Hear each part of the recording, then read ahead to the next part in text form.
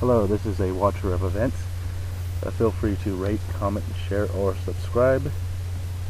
This is a re-upload of my 25-point survival guide. I am going through it with picture and audio narrative. It should be a lot better than the first time I did this. So I will go through these points one by one and go into a little detail with each one. The first point is you need to have informed knowledge. What you don't know can hurt you. Knowledge is power, and if you have the power of information, you can choose what you believe and what you don't believe. You cannot simply let yourself remain in ignorance. Number two, you need to adjust your mental attitude. If you're not in the right state of mind before the crisis hits, then you're really going to be playing a game of catch-up once things happen. And in a crisis, which many people have been watching and tracking and giving their own theories on, with the economy possibly collapsing or society just collapsing altogether, you need to get your mind thinking in that direction so that when it does happen, you're already there. Number three, gather hard info. Right now we have this wonderful thing called the World Wide Web, the internet, Facebook, Google. After hits, there's no telling what's going to happen with these things. There's no telling if they're going to be there at all. So you want to have the actual physical information in hand, either in the form of books or in printouts. Basically have them stored away in an easily accessible area where you can basically get to it and use it as soon as possible. Number four, have an informed network of family and friends. Now, I know this one's pretty hard to get through, but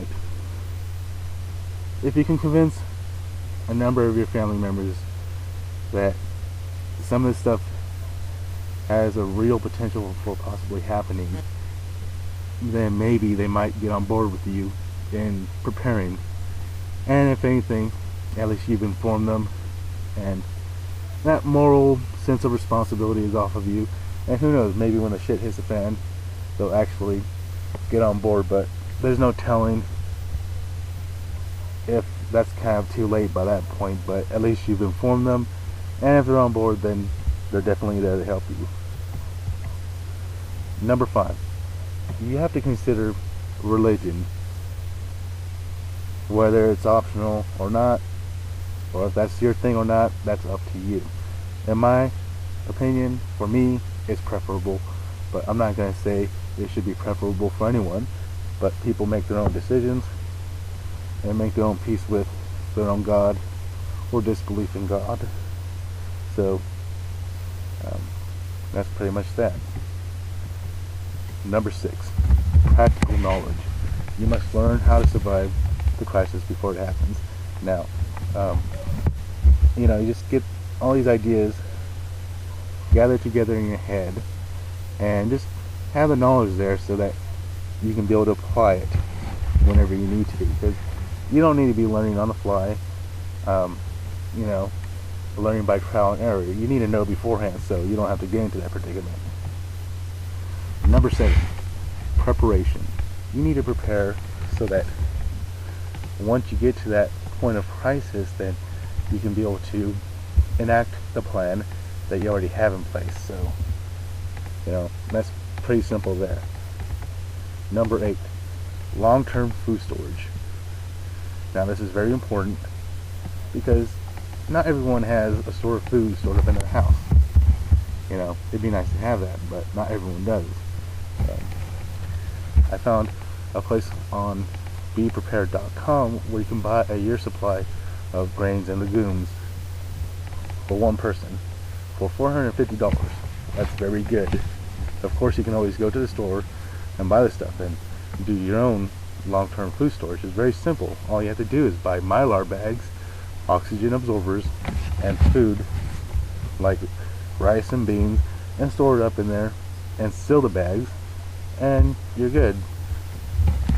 Another thing you can also do is buy a food dehydrator and dehydrate your own food, and that will help too. Number 9, water collection, storage, and sanitation.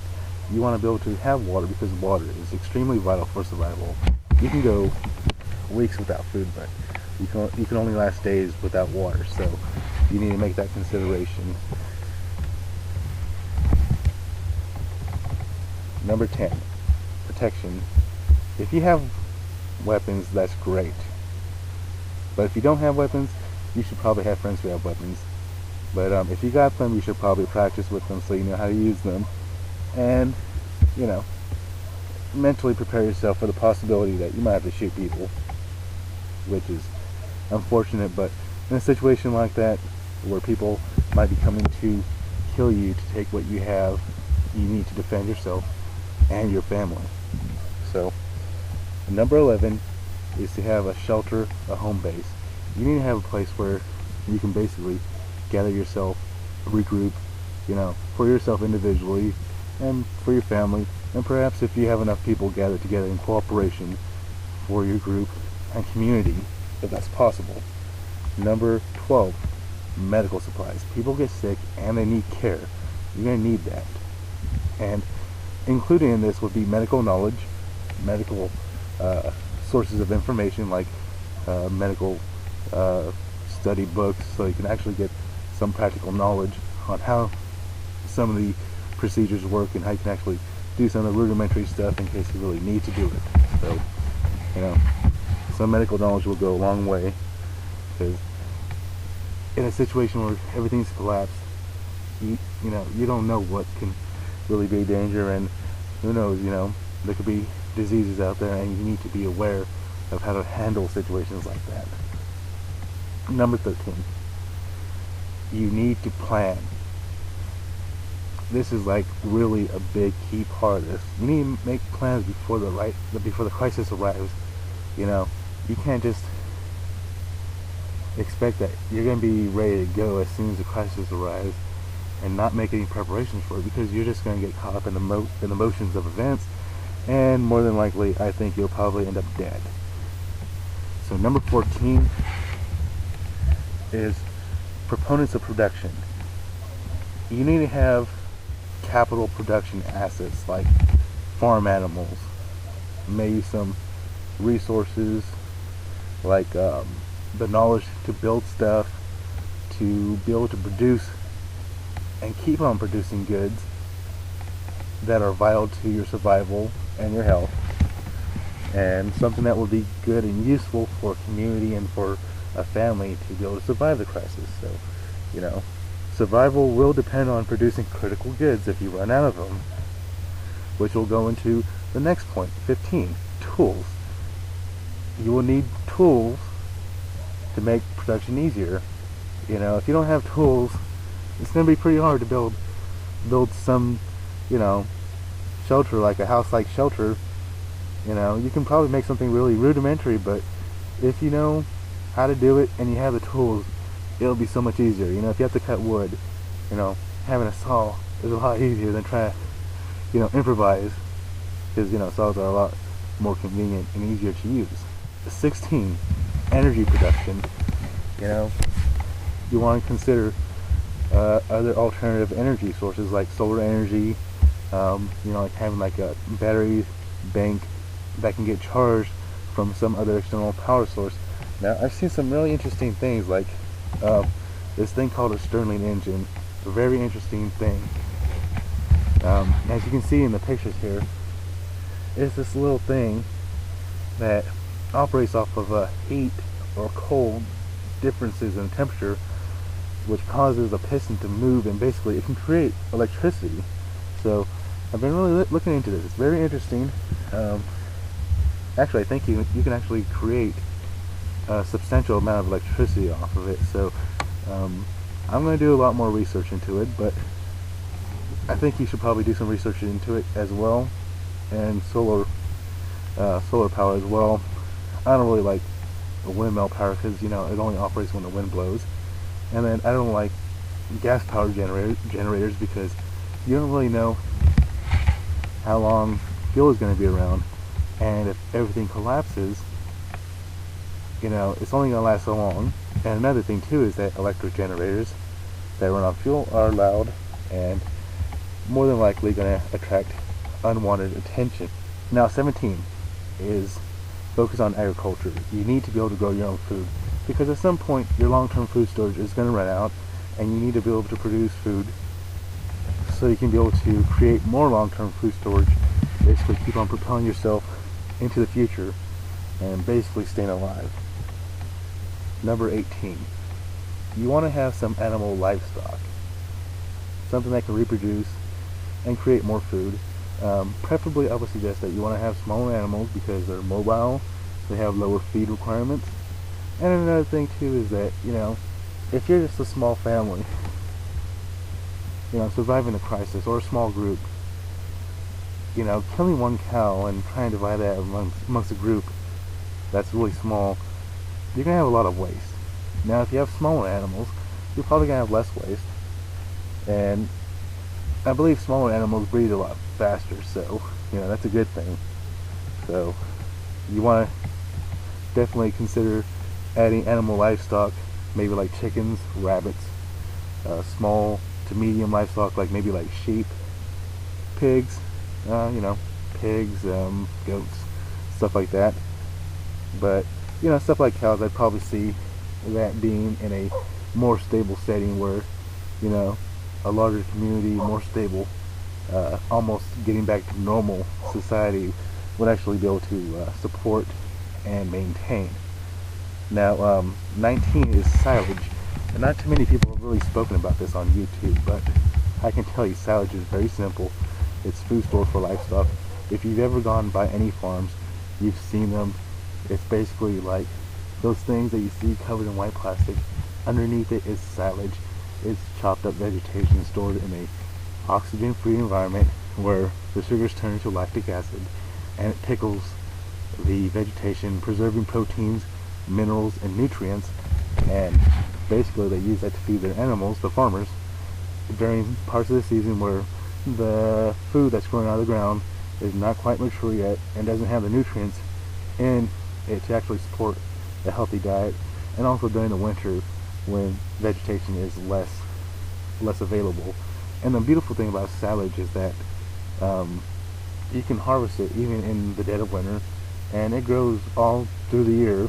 And if you're living in temperate zones where the season is shorter, then, you know, you can still use this. You can use it wherever vegetation grows. Number 20, heirloom non-GMO seeds. You will use this to grow food for humans and animals. Now, I stress non-GMO because genetically modified seeds are created in a way to basically be defined genetically in one set pattern.